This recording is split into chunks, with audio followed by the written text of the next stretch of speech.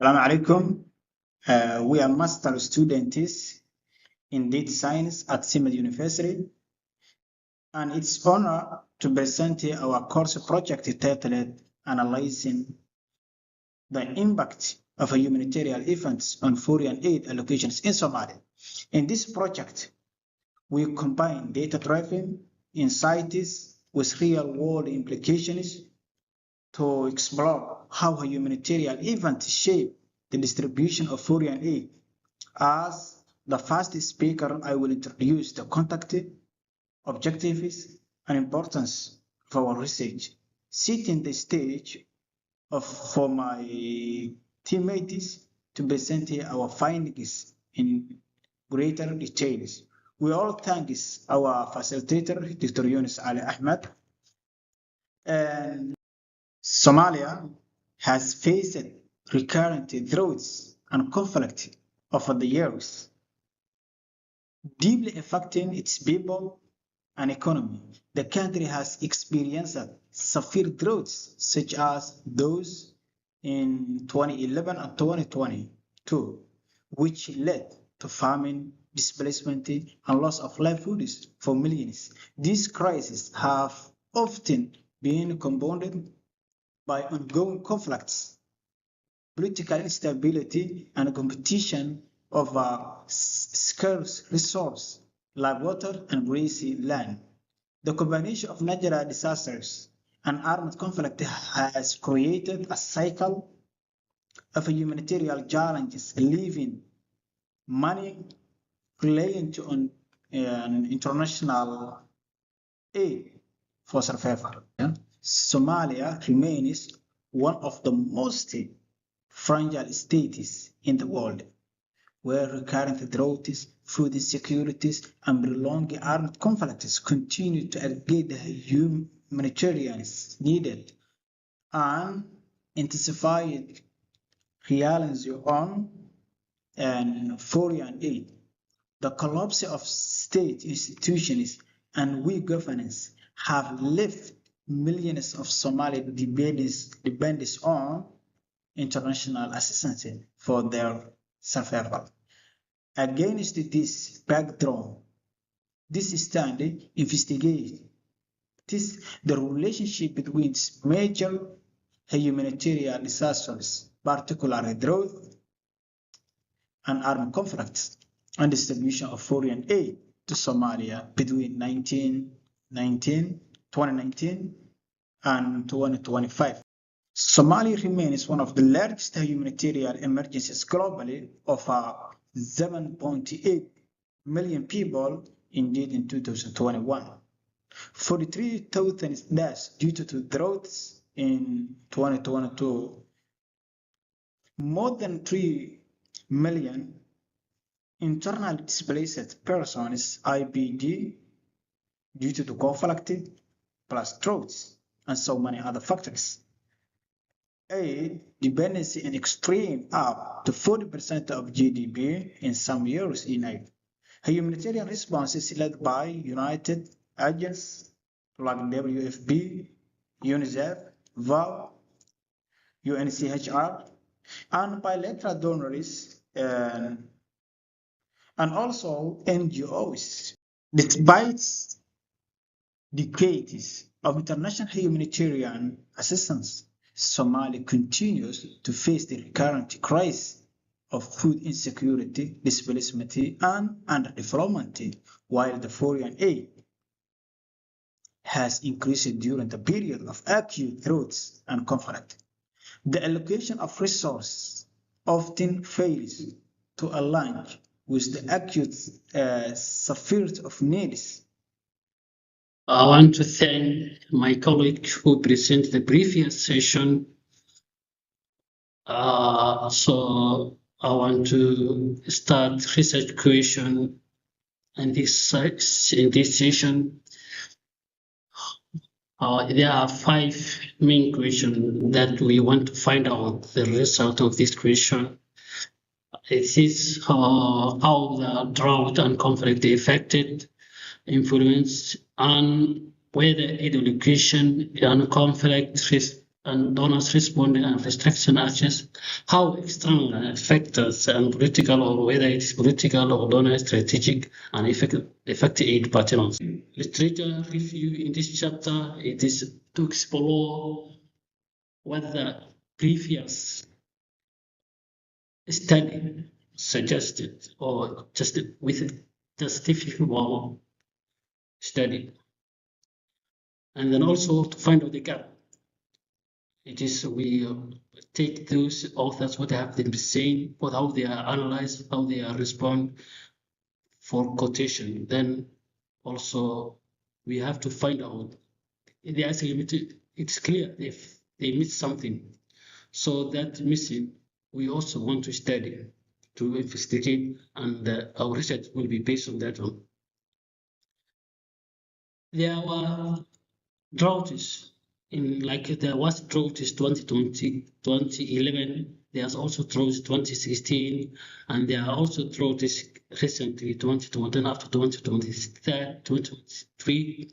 So we need to get those gaps so then we can have a valuable research.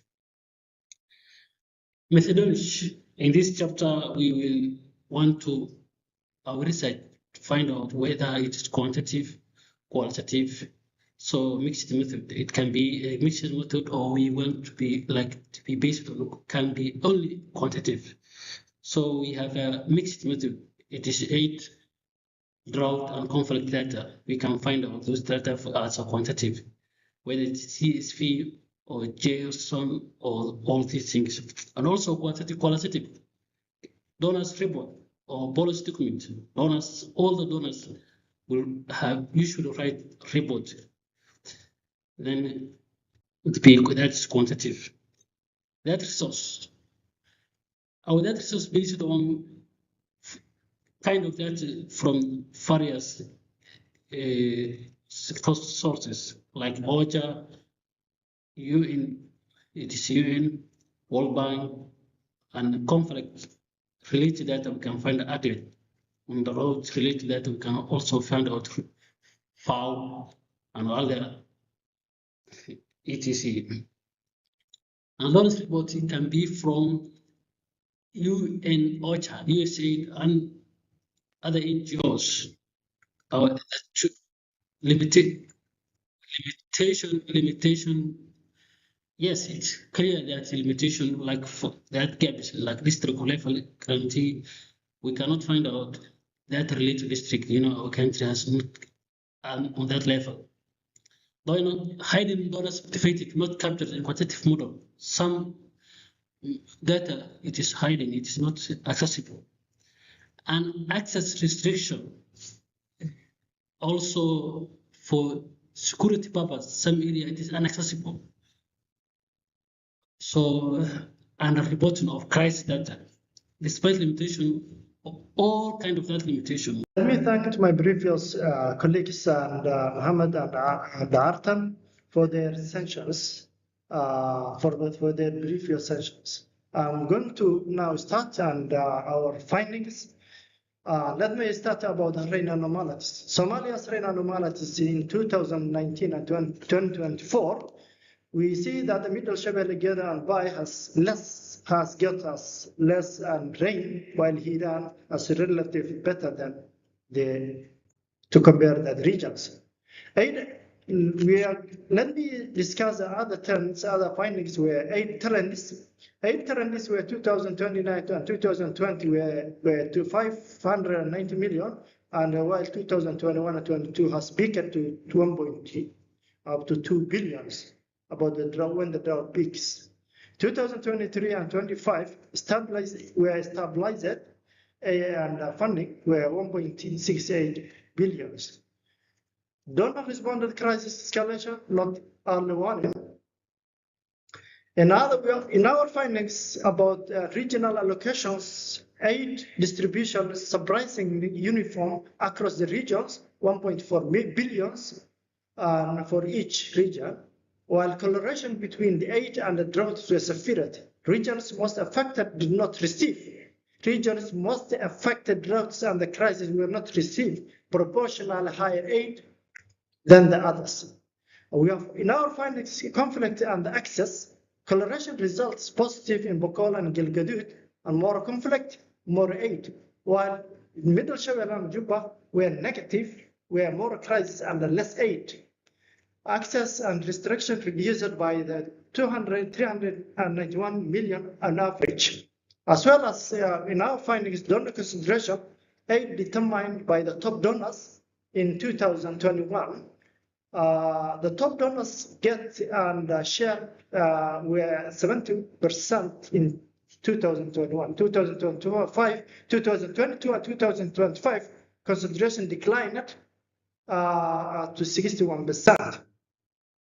On the sectoral allocations like unspecified 8 sectors were dominant.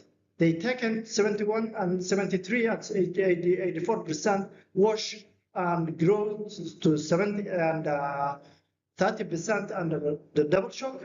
Protection rates about 16% and 14% in 2021, as well as agriculture and health were consistently underfunded. In conclusion, in our discussion, aid is responsive but not equitable. Conflict affects allocation dependent access is the key. Donor concentrations and distortion were unequitable political feasibility, and the donor interests were override the needs. In our recommendations, strengthen local NGOs participation for access and resilience, implement anticipatory funding before the crisis escalation, diversify the donor base as to reduce the dependence on the top 5 donors. Also rebalance the sectoral fundings, invest agriculture and education, as well as the health alongside the relief. We also recommend increased transparency in allocations, reduce unspecified aid.